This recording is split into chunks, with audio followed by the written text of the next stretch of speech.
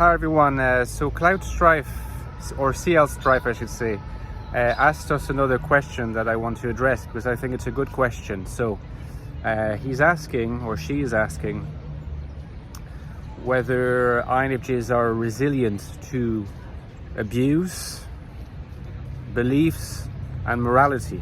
So I think that what they mean by this is, resilient to abuse, we can understand what they mean.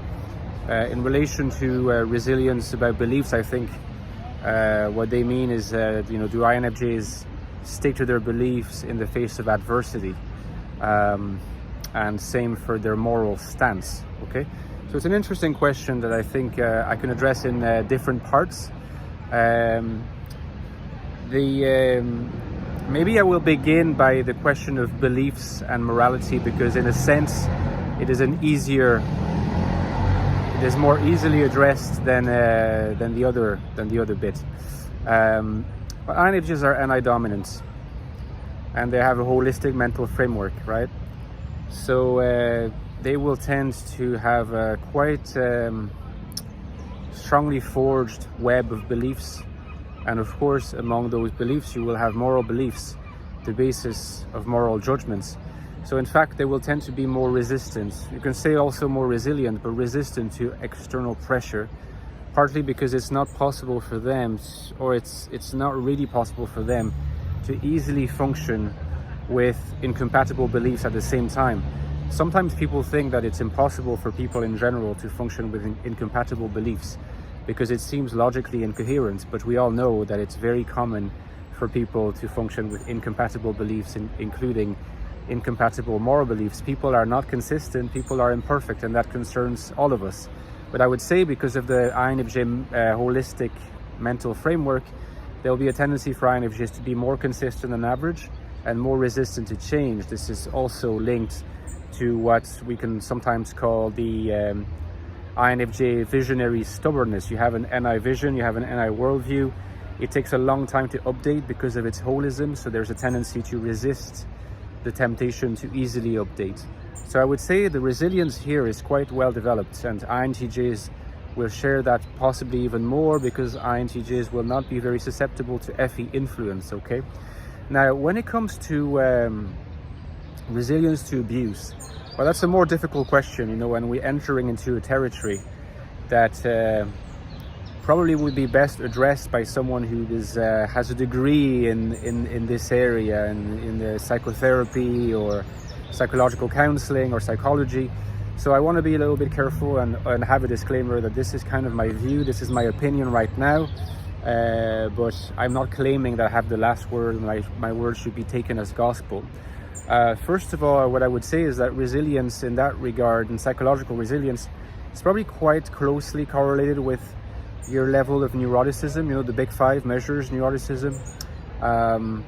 If you tend to be high in neuroticism, you're probably less resilient than someone who's low in neuroticism. And I think that for INFJs is one of those types that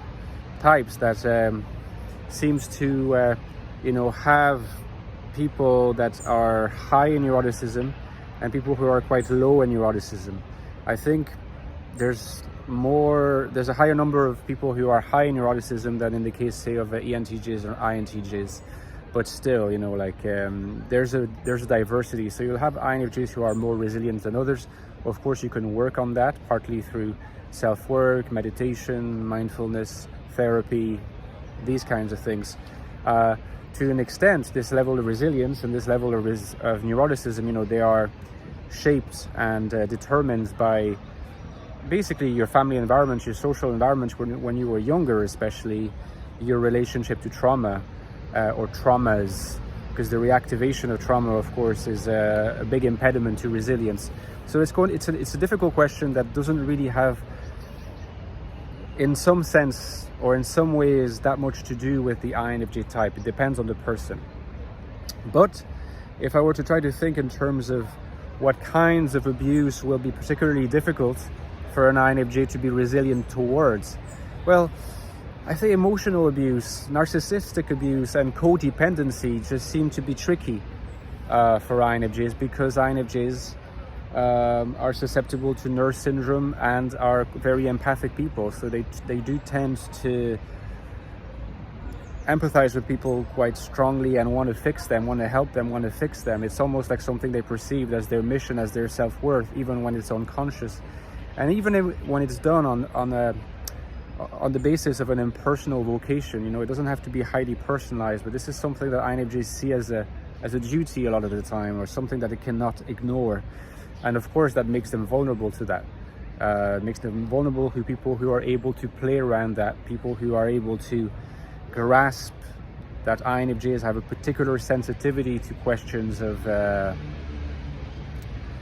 emotional balance, emotional support, the sense that they can fix people, you know, which sometimes is a real issue, because the main person responsible for fixing someone is that person themselves. Doesn't mean they can't get guidance or support, but I've seen many INFJs, and I've seen myself fall into the trap of thinking we can fix people. And of course that makes us vulnerable to abuse in that regard as well, by people who are not well disposed towards us, but acting in their own self-interest, and sometimes very toxic self-interest. So I hope that answers your question. And for everybody else, well, hopefully that video was good. You can drop me a like, thumbs up. Don't forget, I've written 2 books on the INFJ personality, by the way. My latest book is The Infinite Soul, INFJ Life in the Modern World, on how to find happiness, purpose, meaningfulness in the world today. A world is often seen as hostile to INFJs. My latest book you can get at the link below, or drop a review if you've got the book and loved it. Helps with the referencing on Amazon, so would appreciate that. There's the prequel to The Infinite Soul, which is the Ecstatic Soul, looks more at the inside of the INFJ mind. So if you read the Ecstatic Soul and the Infinite Soul together, it works very well. The existential manifestations of INFJ consciousness in the Ecstatic Soul, also available. Lots of reviews, check it out. And don't forget, my Patreon page is a lifeblood of my channel. Helps keep the channel going. We have a growing community there. You can interact with me there. You can suggest new videos. You get bonus content, and the people are really, really nice. And as I said, it really helps me with the channel. So consider it, and I'll talk to you next time, guys. Bye bye.